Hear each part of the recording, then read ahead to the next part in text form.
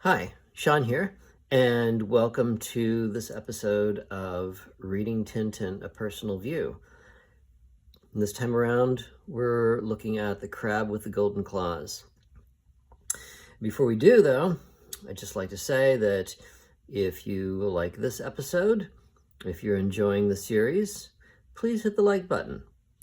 And if you'd like to see more or see what else we have on this channel, we do other videos of music and artwork and all sorts of things, then hit the subscribe button and be notified whenever a new video is posted. I've been doing these pretty regularly now.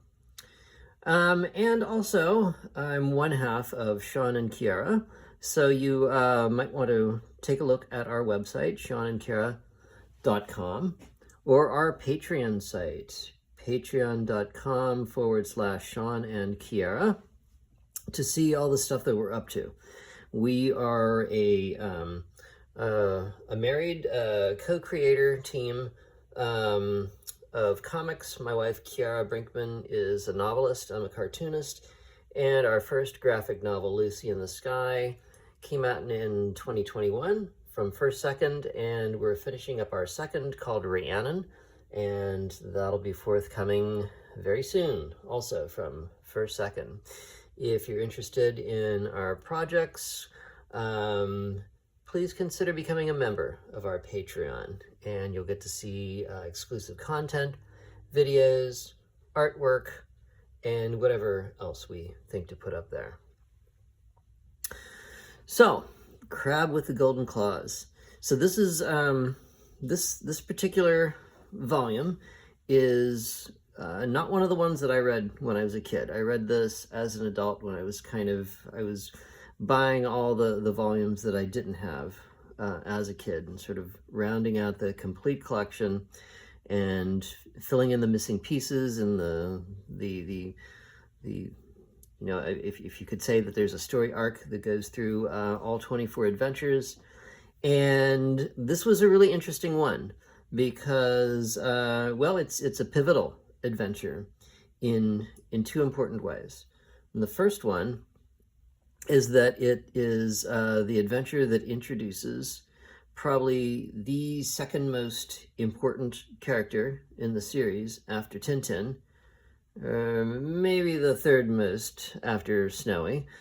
But anyway, Captain Haddock makes his first appearance here.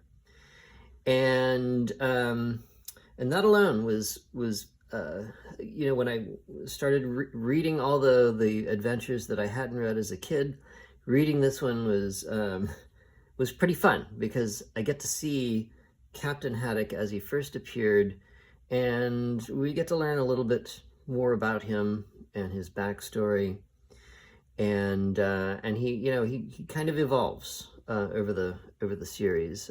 He's a slightly different character in some ways in this first episode.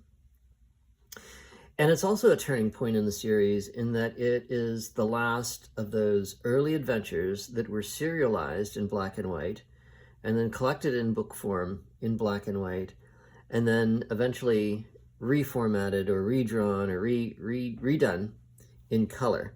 It was the last one of those for that to happen. After that, Hergé switched to the color format, the 62-page format that that we're familiar with, and that all 24 of the volumes come in their current incarnations.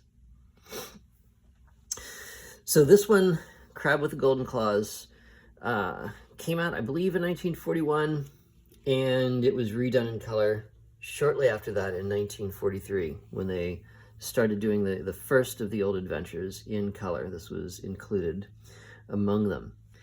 And it's in the series, it comes after King Ottokar's scepter. However, Hergé had started work on another adventure before this, and there's a little bit of a story behind that. So if you remember in our last episode on King Ottokar's scepter and what was happening in Hergé's world around the time that he was making King Ottokar's scepter and the time that it was released, It was right on the eve of the Second World War. And King Ottokar Scepter, the story is about an Eastern European country, Moldavia, that is in danger of being invaded by its neighboring country, Bordoria. And I mentioned how the country Bordoria in the story, this fictional country of Bordoria, was modeled after Nazi Germany. And so he was really making a comment on what was going on in Europe at the time.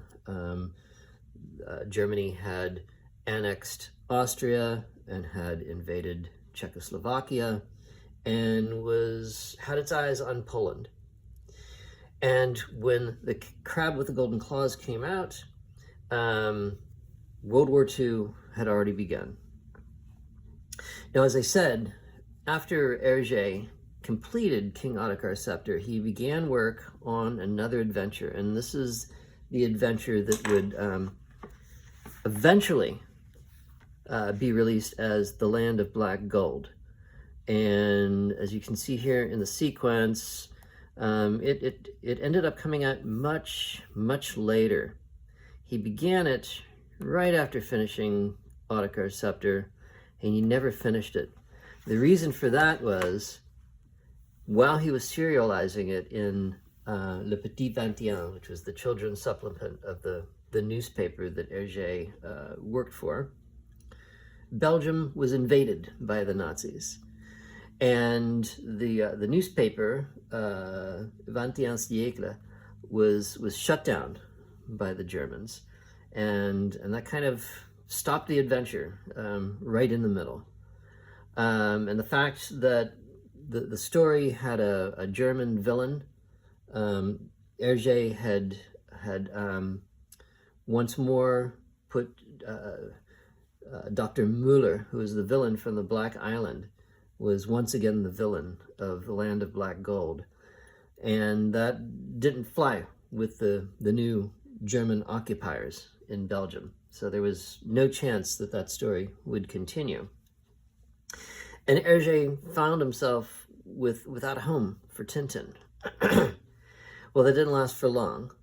Eventually he was offered to have Tintin run in what was at the time Belgium's largest daily paper, Le Soir. And he agreed to switch to Le Soir and to begin a new Tintin adventure appearing in the pages of that newspaper.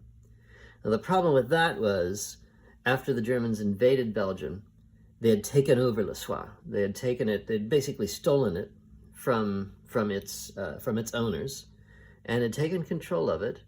And this was known, and it was known by the people of Belgium. They referred to it as the Stolen Soir. And it was widely known that it was used as a kind of a propaganda tool for the occupying Germans. So, you know, a lot of people, well, most people nowadays, rightly so, think that this is a bad move on Hergé's part. There's really no evidence that anything that appeared in the Tintin stories supported the Nazis in any way or the Germans in any way. In fact, if you look back at those early adventures, we see that you know, Tintin was often fighting dictators and autocratic. He was on the side of you know, the freedom fighters, and so it, you know, the association, working for a collaborator newspaper like that, was not good for Hergé, especially after the war, and it really put a stain on his name and his reputation for quite a while afterwards. But for the time being, Hergé considered it a practical move. He thought, well, this is a way to keep Tintin out, well, you know, and to keep a paycheck for himself going.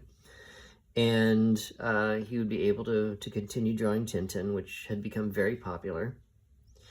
And so he did it. And so Tintin appeared alongside, you know, articles on the Wehrmacht and articles about anti-Semitism and other Nazi propaganda. And so it was not a good situation, really. But during that time, this is when he started this new adventure, The Crab with the Golden Claws. And it began appearing in 1940, I believe. So let's take a look. I have the black and white version of this here in the Archive Hergé that I have, the 4th volume of that. And we can take a look at that in a little bit. There's a few things that I like to compare.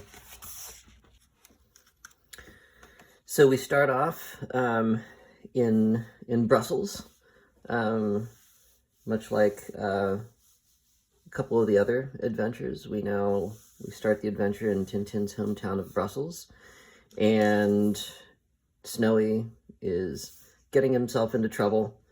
His antics are always a great source of amusement for the Tintin comics. He's rummaging through the garbage, which Tintin scolds him for. He's got a tin of crab stuck onto his snout. And we see a little bit of the crab tin with the label torn off. And Tintin tosses it away before he goes on his way. And he's called over by Thompson and Thompson, who are sitting there in a bar. And this is so one of the things about this volume is its treatment of alcohol and drinking and drunkenness, which I find fascinating. You know, especially with Captain Haddock, his drinking is always a big source of the humor associated with him. He starts drinking whiskey and then he does really stupid things, and that causes a lot. That's the reason for a lot of the gags in the comics with him. And this kind of light treatment of drinking and of his obvious alcoholism, which I find so fascinating. You wouldn't find this kind of thing in kids' books nowadays, but especially in this volume. And we'll see him when he's introduced, and how serious his alcoholism actually is. But here we have Thompson and Thompson enjoying a beer on their sort of outdoor table at the bar, and they call Tintin over, and they're in the picture they're very rosy cheeked and all smiles, and they've obviously had a few drinks, and they greet him with a sort of a manly slap on the back. And then he returns the favor when his drink is delivered. And this is also, so Tintin has a drink himself. He's later we see that Tintin is a teetotaler, that he turns down drink whenever Captain Haddock orders them up. But here he's joining them with a pint of beer himself. So the Thompsons pay for their drinks, all the while telling Tintin how they're on a case investigating counterfeit coins, and he asks them, well, how can you tell which ones are fake? And they say, oh, well, people like us are trained to recognize them in a flash. And he hands the waiter a coin, who immediately throws it down. Thompson says, good gracious, someone slipped me a dud 50-pence piece. Another example where the English translation has 50 pence. So we have English currency here instead of what would have been the Belgian currency. They go up to the Thompsons' flat, and Tintin spies some evidence from one of their investigations, and he recognizes the fragment from the crab tin label, and he asks them about it, and they tell him that it was taken off of a body that was found in sea, along with some counterfeit coins. And so this intrigues his imagination. He remembers the tin that Snowy had pulled out of the garbage, and he races off, and here we have another occasion for the Thompsons to have one of their fall, well, in this case, not a fall, but they slam into each other. Some physical humor. Not a moment is wasted on them in their ridiculousness. And they cannot find the crab tin. They rummage through the sack of a transient fellow here, referred to as a tramp. And as they go, the man is approached by this Japanese man who is asking them what they were looking for, and is intrigued by what they're doing so much that we see him following Tintin home. So Tintin returns to his flat on Labrador Road, and we get to see again a little bit of the inside of his flat. We don't get to see his big red chair, though, this time, interestingly enough. He's collecting more clues. He finds the name Karabudian written on the back of the scrap of the label. And when there's a commotion outside, he runs down to find his landlady, who we see a few times in the stories here. His landlady tells him that a Japanese gentleman had come up with a letter for him before a couple gangsters pulled him into a car and threatened her with a gun, and then drove off. And then he gets the final clue from one of the Thompsons that the Karabudian is actually a ship that the drowned man was a sailor on. So going in search of the ship, he goes down to the docks, he finds the ship, and he just happens to be looking up at the seagulls when he happens to see a heavy crate coming down, almost crushing him, and we see that this was not a mistake, that it was intentional, and the culprits are up here. And here, here we see our friend Alan that we met in Cigars of the Pharaoh, and who I would have recognized from that volume, because Cigars was one of the first volumes that I read as a child. And so this was kind of a neat thing for me to see him here and get to see how he's involved in things before he sort of comes into play later. And he was inserted into Cigars of the Pharaoh when it was redrawn. He didn't appear in the original black and white version. This would have been his first appearance in this volume. But because readers were familiar with him, when they went to redraw Cigars of the Pharaoh, they inserted him into that scene. He doesn't really have much to do with that story, but we see that he's somehow associated with the gang of drug smugglers in that story. And in fact, he's involved with a similar gang of drug smugglers in this story. And a lot of people have said that Crab with the Golden Claws is kind of a rewrite of Cigars of the Pharaoh. There are many similarities. So it involves an international gang of drug smugglers smuggling opium. And a lot of it takes place in kind of a Middle Eastern setting. Cigars of the Pharaoh was set in, part of it was set in the Arabian Peninsula. And in this adventure, we travel to the Sahara, North Africa. And there's also a parallel. We find that the villain's hideout is sort of an underground lair. Same thing happens in both Cigars of the Pharaoh and the Blue Lotus, actually. And another interesting thing is when Hergé was drawing the Land of Black Gold also has a Middle Eastern setting. It's set in the Arabian Peninsula again. So this whole kind of Middle Eastern theme runs through these three books. So the Thompsons are on the case again. They meet Tintin there, and they tell him that they're going to investigate the ship, and he tags along with them. Alan, who is the first mate of the ship, welcomes them aboard, brings them in, and here we have another opportunity for them to, to bump their heads on the way through. He's telling them to watch the step, but the door is a bit low.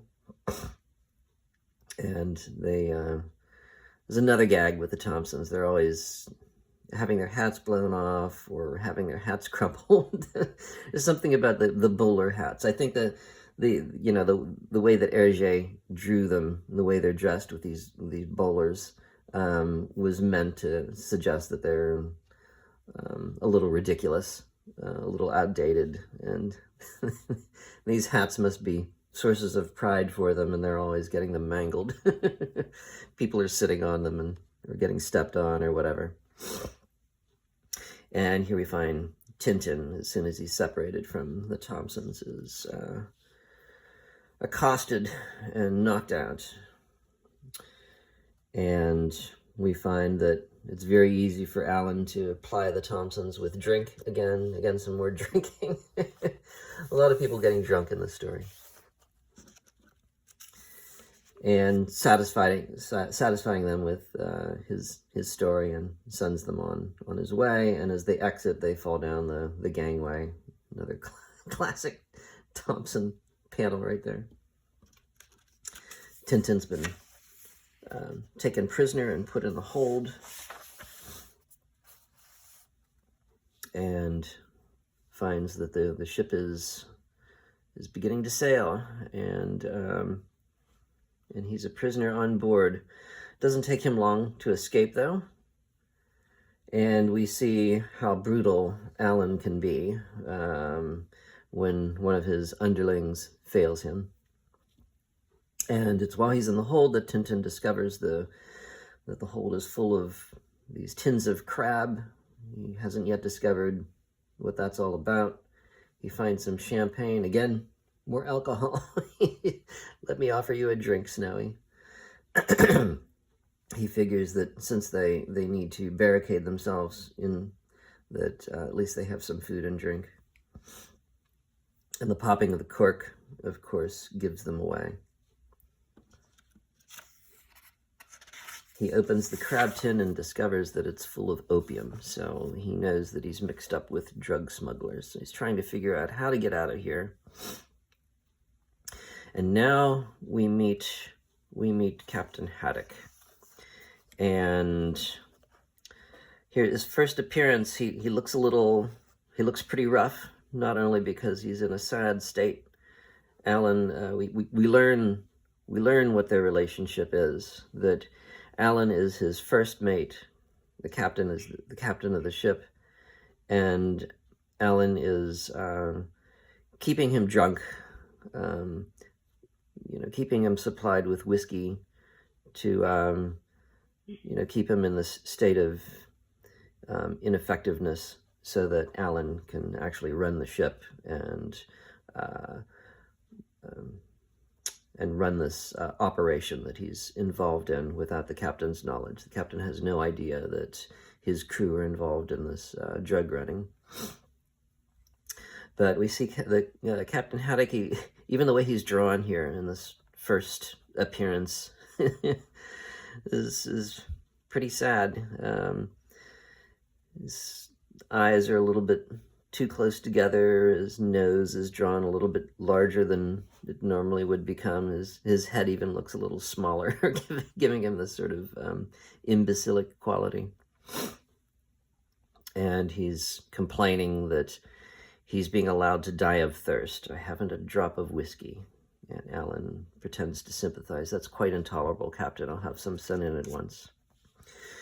And as he goes, Tintin has managed to connive a way of escaping through his porthole.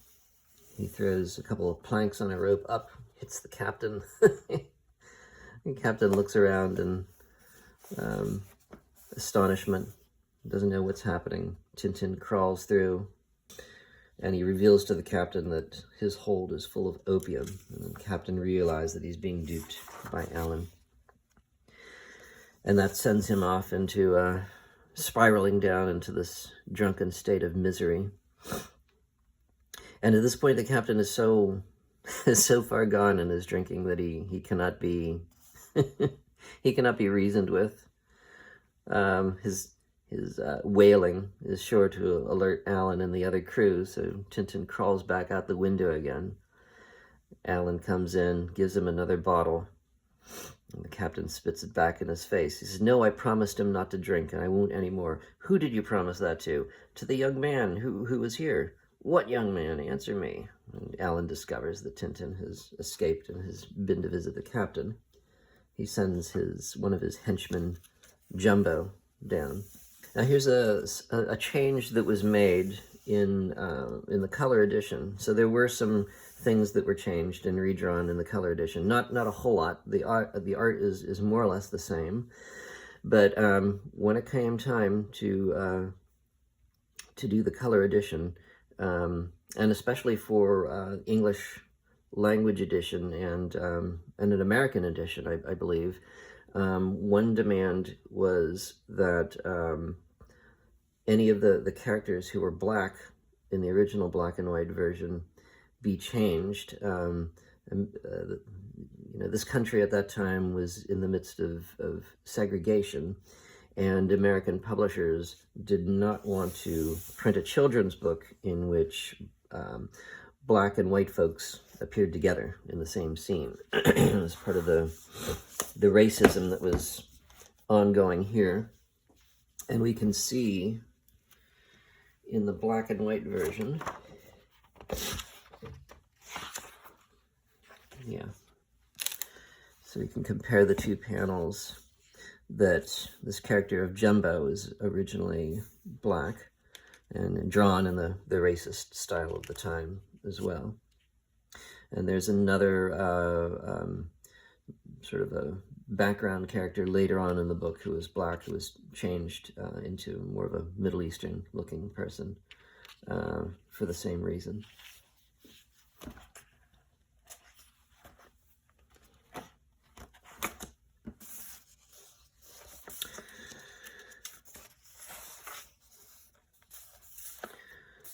And again, every time one of Alan's men fails him, he's very brutal. We have he's punched out two of his people and on the same page.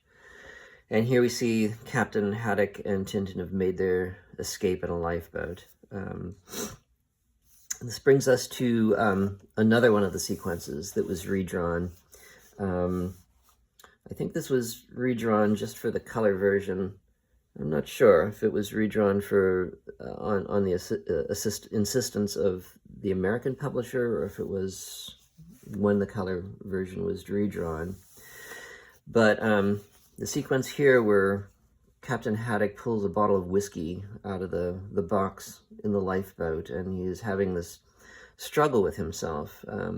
Tintin is taking a nap while all this is going on, and the captain is supposed to be rowing the lifeboat, and he says, "Heavens, I'm thirsty and cold." And finds, "Oh, I remember there's a keg of fresh water here and biscuits and some rum." It's rum, not whiskey.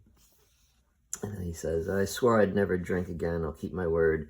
He says, "Maybe if I only had a little drop, just to warm myself up." Ah, that's the stuff. Keep the cold out. And we can see the level of the whiskey in the bottle going down. We know he's finishing it off. And by the time he's back to rowing again, he's down a whole bottle of the rum. So this was changed. Even though it's obvious that he's drinking the whole bottle of the rum, you never see him put the bottle to his lips. And this was changed from the black and white version, the original version, where we see a number of panels here where he's actually taking swigs from the bottle.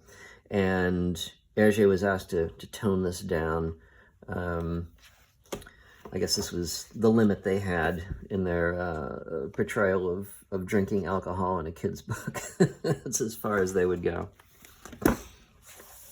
They didn't mind his drunkenness and his troubling alcoholism.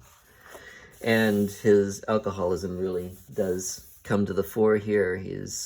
Tintin is still asleep. Captain Haddock is completely drunk now and out of his wits. He's complaining about the cold, and he says, I've got an idea.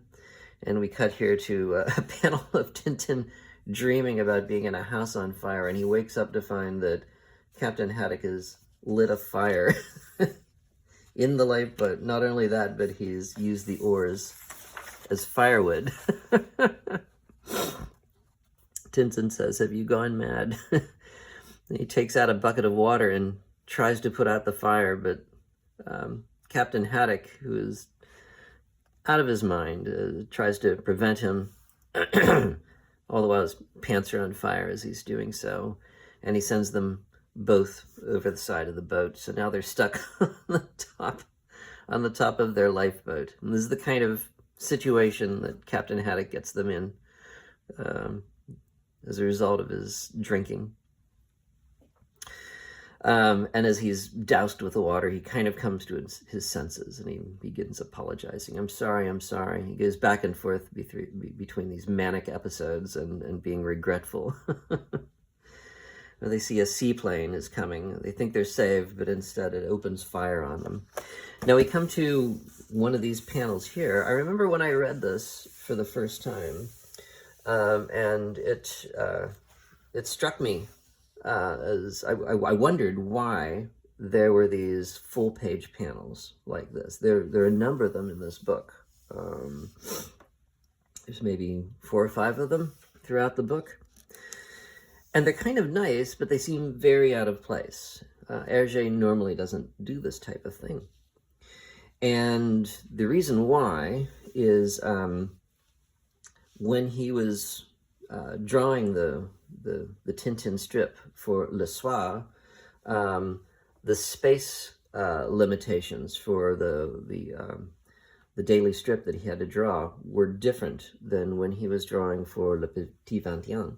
And when they collected them together, in the end, the story ended up being much shorter than the other previous adventures had been.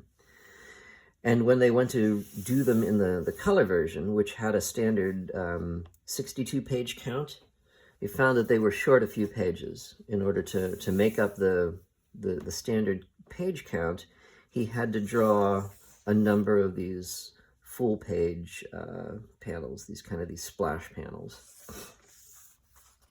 And they're nice, and they're unique. You don't see this in any of the other books. But I remember thinking it was kind of odd, and I wondered why he had done these. If these were, because I knew that in the black and white facsimile editions, he would insert these full-page color plates, and I wondered if maybe they were something like that, but apparently they weren't.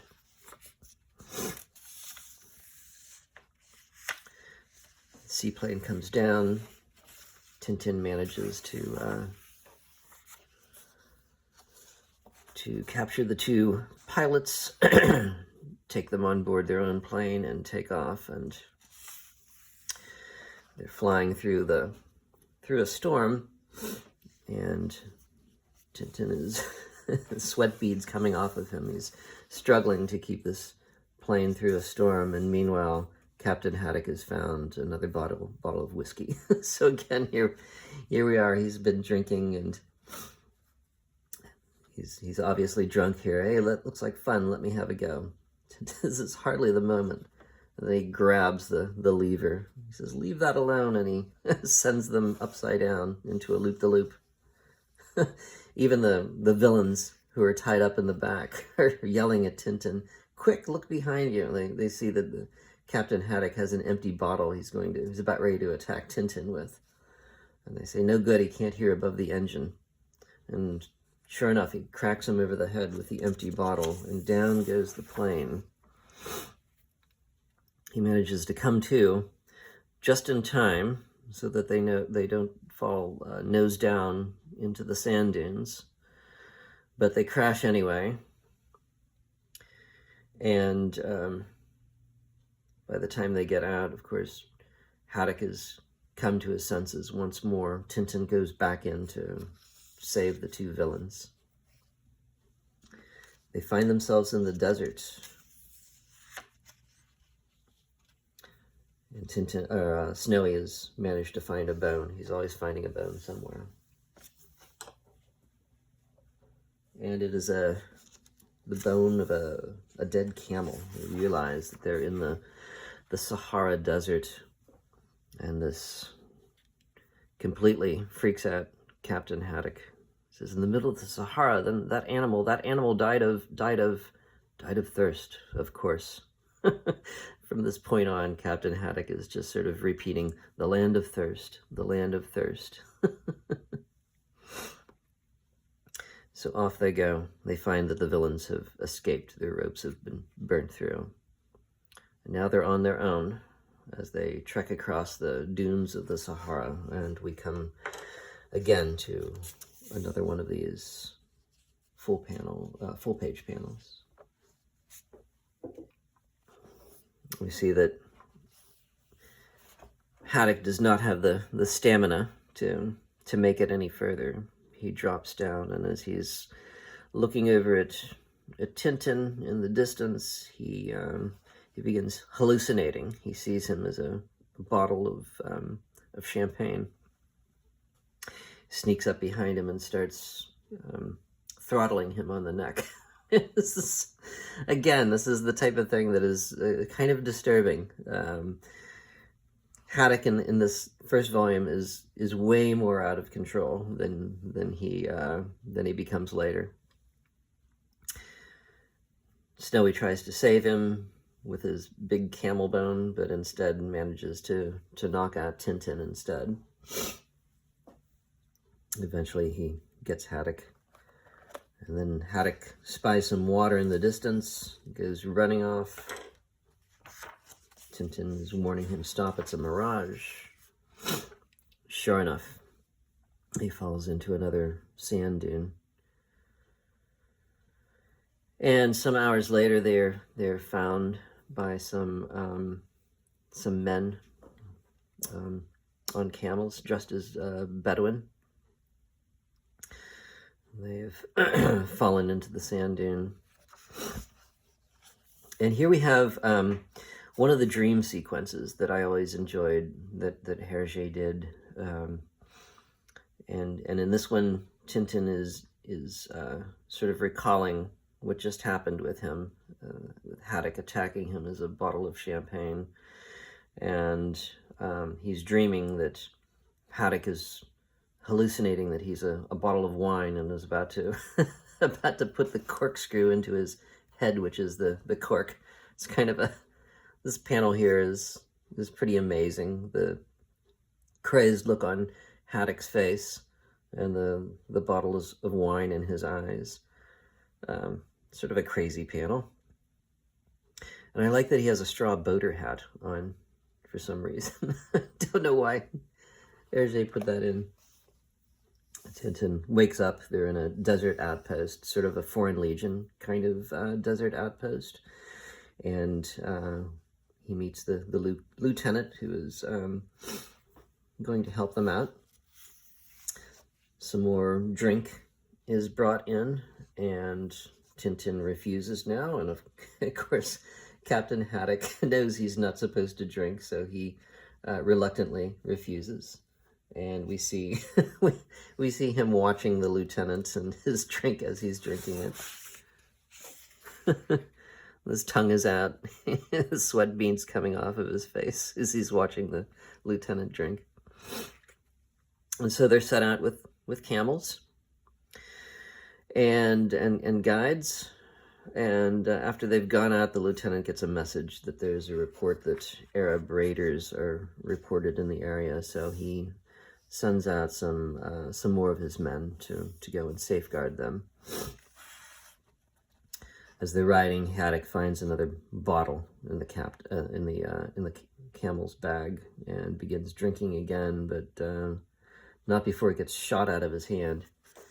And here they're attacked by the raiders. And here we have a nice panel here that recalls the cover.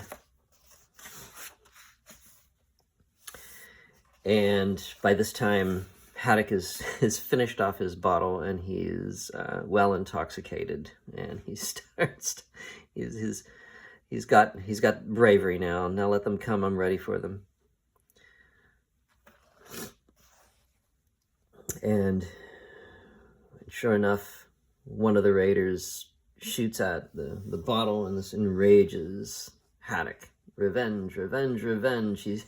He jumps up and starts waving his rifle, running at them as they're shooting. And Tintin can't believe. He says, "You'll get yourself killed." And here we have the first instance of Captain's his swearing, his use of oaths. Swine, jellyfish, tramps, troglodytes, toffee noses, savages, Aztecs, toads, carpet sellers, iconoclasts. We see his vocabulary. Tintin says, "Some saint must watch over drunkards. It's a miracle he hasn't been hit." This is a famous panel. This was apparently one of Hergé's most famous panels that he drew. He was happy with this one above most others. And it is rather ingenious panel. So it's one panel here, and in effect we see the same person sort of looking up from his gun at Haddock coming after him with all the, all his oaths in the air, cannibals, caterpillars. And although we're looking at 1, 2, 3, 4, 5, different raiders, all dressed similarly, but we see they're in the same panel, they're different, but in our mind we sort of put them together, and we see the motion of one raider sort of get up and begin running. So this is really very clever, the way he did this, to suggest the motion of one person running through the positions of several people in one panel. And we find out that it's actually not Haddock who is scaring them off, but in the distance the cavalry has arrived. So several days later, they find themselves in a Moroccan port called Badar.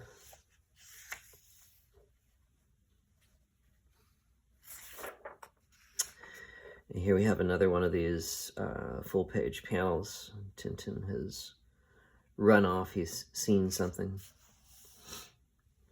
Haddock runs into an orange cellar and gets in the middle of a huge scuffle that follows. Everybody in the marketplace begins attacking him. The local European police, at the time, this was, the time of colonialism. I imagine these would have been French colonial police. This is North Africa. And we find that what Tintin saw was Alan. You see, he's spotted him walking through the crowd, and so he's wondering what Alan is doing there. And meanwhile, Haddock has found himself a cafe to get another bottle. And his drunkenness gets him in trouble again. He thinks his wallet's been stolen. The police arrive, and they find that that his wallet has fallen out of his pocket.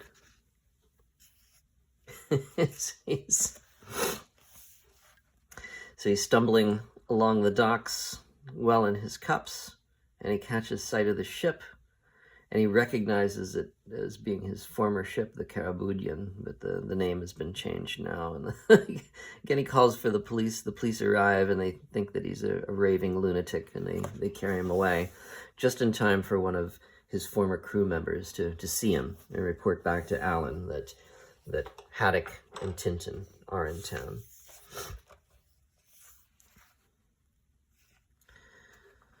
Tintin is trying to find out where Haddock has gotten to.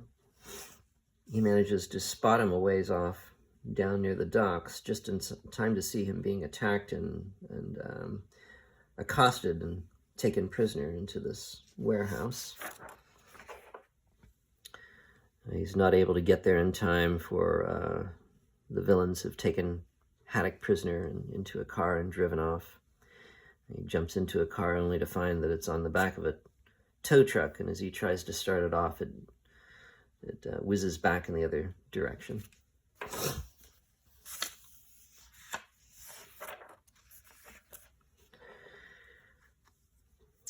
Now Tintin has found that Thompson and Thompson are also in Bagar, and they've adopted one of their disguises to blend in with the locals, and of course they've got their police outfits on underneath, including their bowler hats. Costumes here are not as ridiculous as they become later on. This, a running gag where the Thompsons try to adopt local costume and they end up standing out like sore thumbs. Thompsons realize that they've just seen the tins of crab that they're looking for at a local vendor, so they come and they ask him about it, and he reveals that his tin is back here in his cupboard. They demand that he open it, but it's just crab inside. So he asks him, well, where did he buy this tin? And they send him, the vendor sends them to the shop on the corner, Muhammad Ben Ali. And they go to the shop and they see the shelves are stocked with the tin. There's nobody about. They decide to look in the back room and they find a cellar trapdoor going down, which gives the Thompsons another opportunity to do one of their pratfalls. Not only that, but to bump their hats on the way back up again.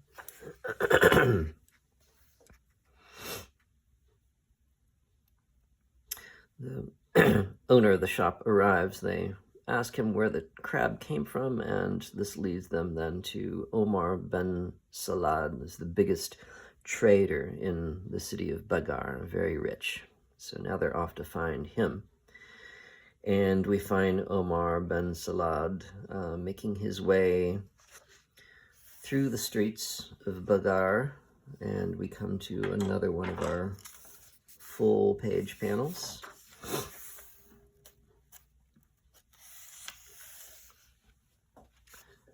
The Thompsons try to follow him into a mosque and get forcefully ejected for not removing their shoes as they go in.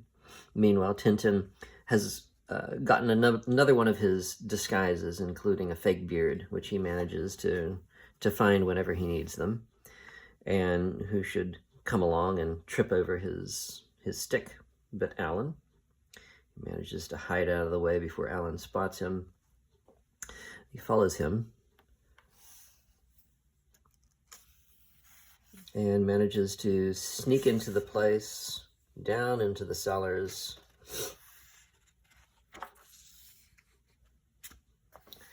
And here we're finding the underground lair of the villains, finally inside a fake barrel.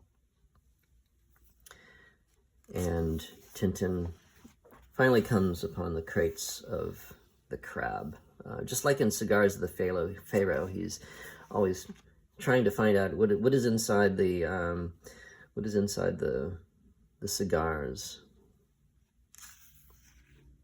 And this is this was the other panel I was talking about that was changed. This character here, who has more of a North African look to him, was in the black and white originally. He was black, and Hergé was asked to change that for the color version. It's kind of brutal, sort of a sadistic scene. He's beating the captain. Tintin comes to his rescue. So they're trapped in this wine cellar, and the barrels have been shot at and are starting to leak wine. The captain says, "Oh, all that wine, what a terrible waste." He says, "Now then, no nonsense. This isn't the time for drinking." He says, "What do you take me for, a drunkard?" but they begin feeling kind of dizzy for all the fumes in the wine. And we see that Alan and his henchmen realize that as the room is filling up with wine, they're getting drunk off the fumes. They bring them out. And as they try to take Haddock's bottle of wine away from him, he really becomes vicious. We hear him fighting with the henchman, and Alan goes back to sort things out. If he makes trouble, I'll soon settle his hash. But he doesn't know who he's dealing with when he tries to take a bottle away from Haddock, and he gets his comeuppance.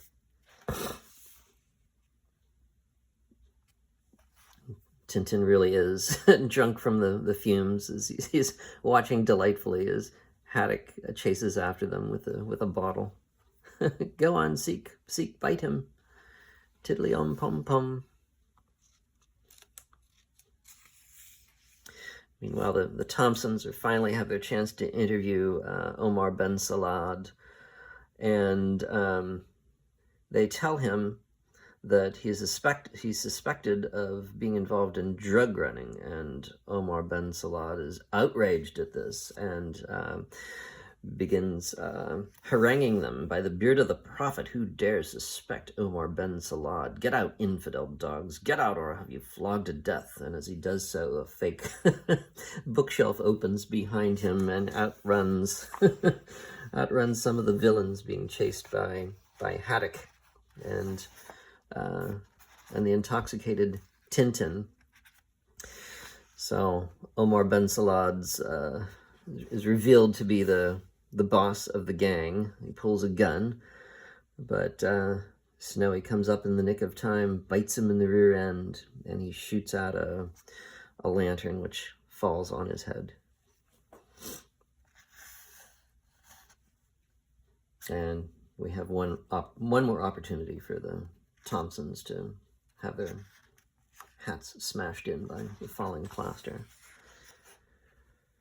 But one last chase, though. We have they manage to capture the boss, but Alan is still on the loose.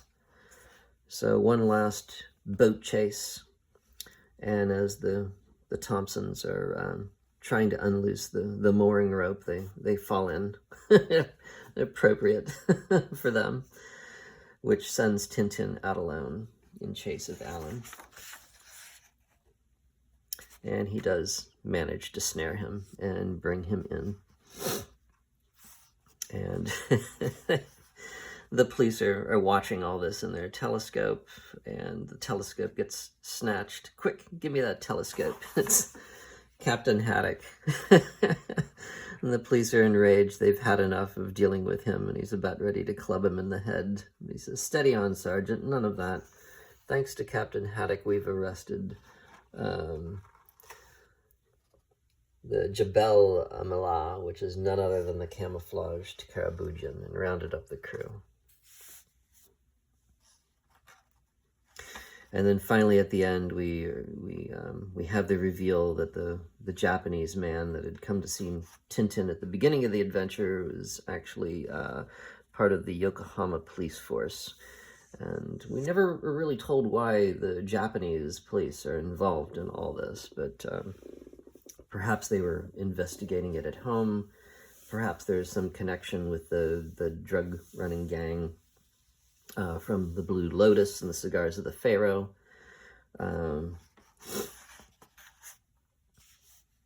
And we finish off with Tintin listening to his rather gigantic radio in his flat.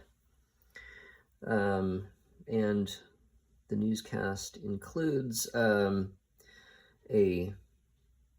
PSA from Captain Haddock. You're about to hear a talk given by Mr. Haddock, himself a sea captain, on the subject of drink, the sailor's worst enemy. Tintin goes to answer the door, and he finds a gift for Snowy, a gigantic bone from an admirer. And as they go to listen into the captain takes a drink of water. Phew, these studios are hot.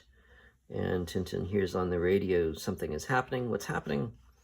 This is the home service. We must apologize to our listeners for this break in transmission, but Captain Haddock has been taken ill. Tintin calls up to find what's the matter. He says, oh, no, nothing serious. The captain is much better already. Yes, no, he's taken ill after drinking a glass of water. Wah, wah. The end. And that concludes The Crab with the Golden Claws. And next up will be The Shooting Star. Thanks for watching.